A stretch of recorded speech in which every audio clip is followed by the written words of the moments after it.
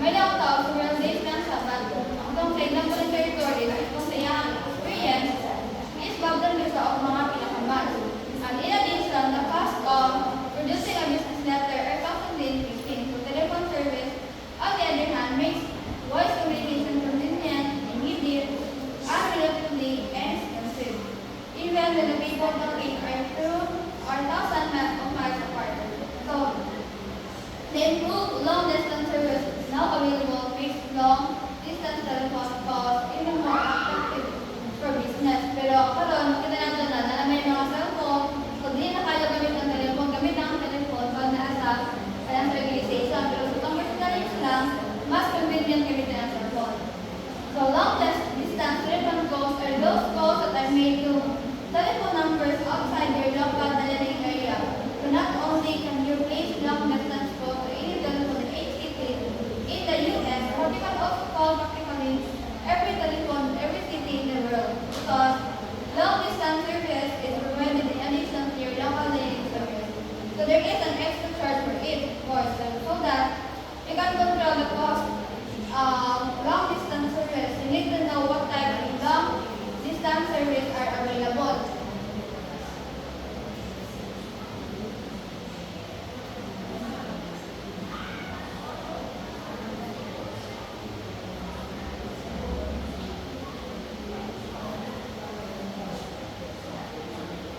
So, muli sa ang types of long-distance service. So, when American Telephone and Telegraph, which is what they call the AT&T, the business itself, it separated itself from the original Bell Telephone Company handle. So, each of the original Bell Telephone Company is subdivided January 1954. So, many changes were made in the way long-distance service area into local access and number areas or DLATS.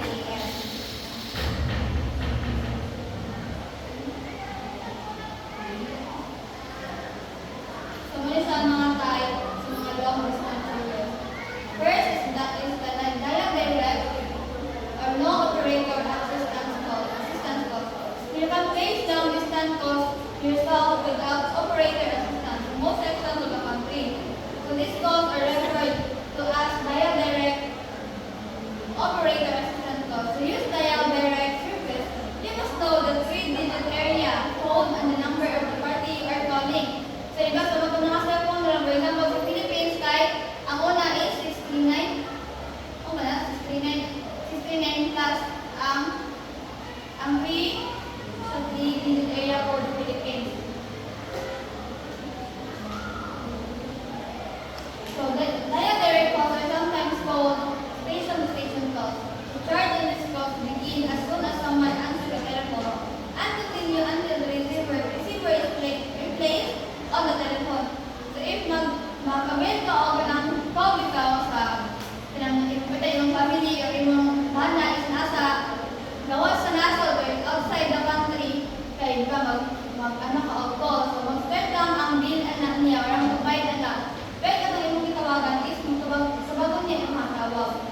So pero karon makita nato nga di na kayo gamit ang kanina nga types of calls, bitaw ka ni maganda telephone, di ba lang matawag sa US or else. Kaya di ba na may cellphone and through Messenger, WhatsApp, Instagram, or Telegram na app. So dali na kayo makapag-video ka, wala ni bayad.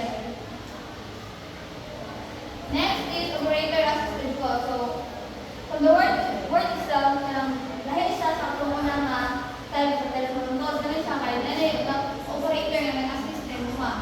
So these calls are any long-distance calls that an operator helps you complete. So these include person-to-person calls, collect calls, calling card calls, and calls with special billing instructions. So long-distance calls placed from paid telephones and hotels are also considered to be operator-assisted calls. Kaya mga telephone na nasa mga hotels, wala siya, kapit na siya sa operator-assisted calls. When you try to make a call ng call, doon sa mga hotel or karang may anak, kaya nila ay operator na nag-assist mo ka. So you can place station-to-station calls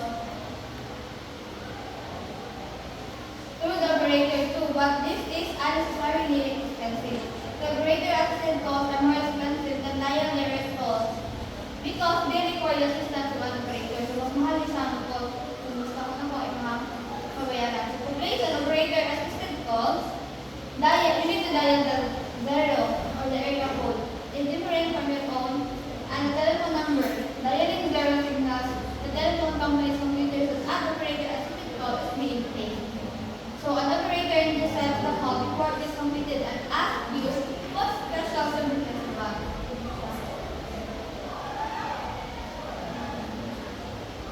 Commission illustration 5. The operator assistant is required for certain types of long distance calls. So, under the operator assisted calls is person-to-person calls, collect calls, calling card calls, bill to third number calls, time uncharged, and time uncharged calls. Ano sila? So first is ang person-to-person calls. When you want to speak to the particular individual person, the person call may be the most appropriate long-distance service used to place this call, following the instructions for operator-assisted calls in your area when the operator answers. So tell the operator that you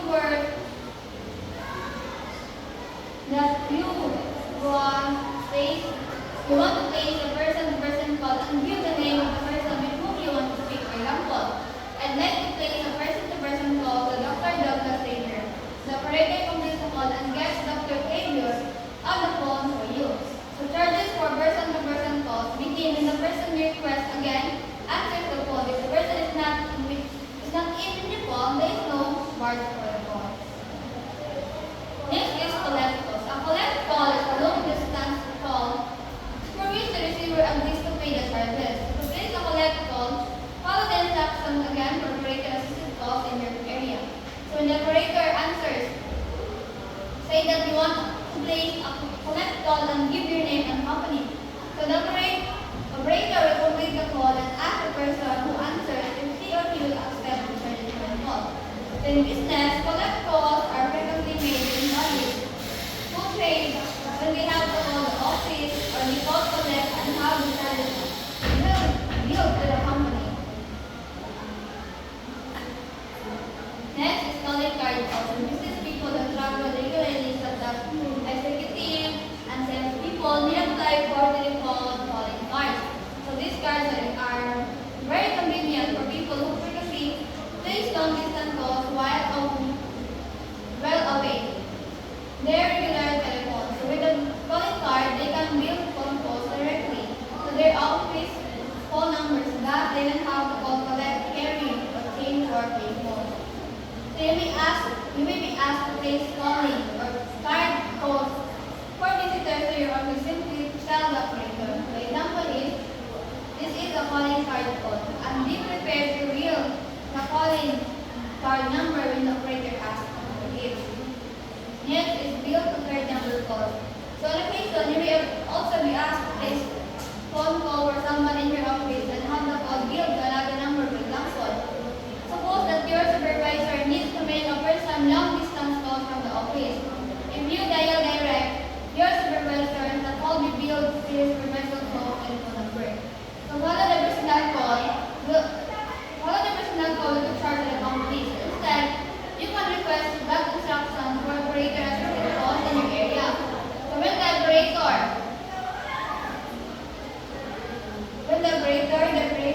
the area code and telephone number, so the operator will check answer, say that you would like to charge the call at third number and with someone at the third number to have the billing approved. Next is, or last is time and charge calls. In some businesses, customers and clients are charged for long distance calls made in their behalf. So you can find out the charges for a call by requesting the service in when you place the call. Dial the call as you would any operator assisted call. So when the operator answers, explain what you would like, time and charges. Then stay near the phone after you complete the call. And the operator will call you with this information. Next is international calls. International dial direct service is available to over 105 foreign countries. So these calls, which you dial yourself, are less expensive than calls that are placed through the overseas operator. So to place the dial direct call from a foreign country, dial the international access code or the 011, the country code, the city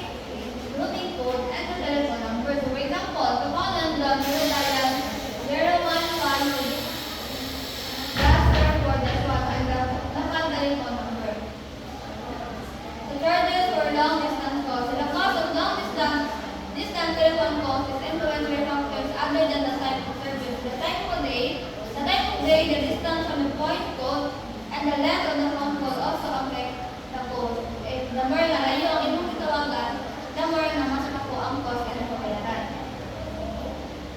Then rates for dial direct calls. So during regular business hours from 8 a.m. to 5 p.m., charges for dial direct calls are the most expensive. So the rates are lower after 5 p.m. and the lowest rates are charged between 11 p.m. and 8 a.m. only. So lower rates also apply on weekends and holidays. So for dial direct calls, you pay only for the minutes you talk. So usually you are charged one rate of the first minute and a lower rate for each additional minute of conversation. So ang magbayad sa imong cost in a long distance mong tawagan is this is a word for word minute by minute. Pila ka minute sa imong istorya, pila ka minute lang to, puro kayo mga bayaran. Then rates for operator assisted cost. Kung ano kayong operator na igamit. So separate charge added to the dial direct rates for all operator assisted costs. So the rate charge for operator assistant depends on the type of assistant. For instance, the charge for an operator assisted person-to-person call is about $1.79. So check the reference section of your local station to station. Call transfer in Boston is about the Boston time $44. So when the charge for an operator assisted calls are always higher telephone direct rate to see what rates apply in your area. So as mentioned, because they require the assistance on operator. So the more naman din yung for assistance operator, mas makalas ka. Then, ang time zone differences. You need to be familiar with the time zone differences when placing long distance calls. So the continental United States and parts of the Canada are divided into 4 time zones. So Eastern, Central, Mountain, and Pacific. So as you move west, each time zone is 1 hour earlier. So when it is 12 noon in the Eastern time zone, it is 11 a.m. in the Central time zone. So for example, nakikailangan nasa Yucatan, nakay-Afam, yung Afam kay taga-America, din nasa Philippines. So i-apply na daw sa kung ano na magpatawag ka lang na ng telephone. Pero karunong ko, di ba? Ang Excel, pwede na mo sa Messenger mag-video call, sa WhatsApp. So, in terms of that also, you also need to know the time zone differences. Para, hindi mo magka-conflict. For example, malawag ka lang, may muntag rin. Yung mga balang nga, dito rin sa tawagan, is gabi or hapon dito. So, dapat makabulong ka sa time zone differences. So, isa ang mga so, time zone differences become even more important when you are placing calls overseas. So, with that, example kayo, kung 7 p.m. Kung 7 p.m. sa Monday sa Chicago, 9 a.m. na sa Tuesday sa Japan. Then, alam mo lang din ang time zone differences. Yan ang masabanaan. Kaya para makulong ka when you call o pag imong katawag is hindi ka sabitan. Mangawag ka lang, ibang ka niya. Wag mo lang, ang gamiin ito. Yan, nakatulad yung matawag. So, yan ang mag-tuhay mo. Boss out ang thing. Yan, long distance directory assistance. If you do not know the telephone number for a long distance call, you can get it by calling a long distance directory assistance. So, dial 1 or the area code, if you remember it down, at 555-121. So, when directory assistance operator access, give the name of the city and the name of the person or company you want to call. And also, ask for assistance first, ma-percent charge or charge may apply for this call and record the name and telephone number in the personal directory for future use. Kaya kung sa future, hindi na gusto mabayo another na call kaya wala kung hindi mo ito ang name o number. Yan, natay wide area telecommunication service or the WATS. So a WATS line permits long distance calling within a selected area for a set monthly rate. The monthly rate depends on the size of the area and the number of hours the WATS line is available. So for instance, a company may pay for 25 hours of WATS service per month to telephone within a free state area. And if the company uses more than 25 hours of WATS services, so it pays additional charges for that. Alam, sa company kaya nag-pay sila of sa isang kabulan is nag-pay sila of 25 hours lang. So within that month, if nila ko sa 25 hours na ilang i-8 na call,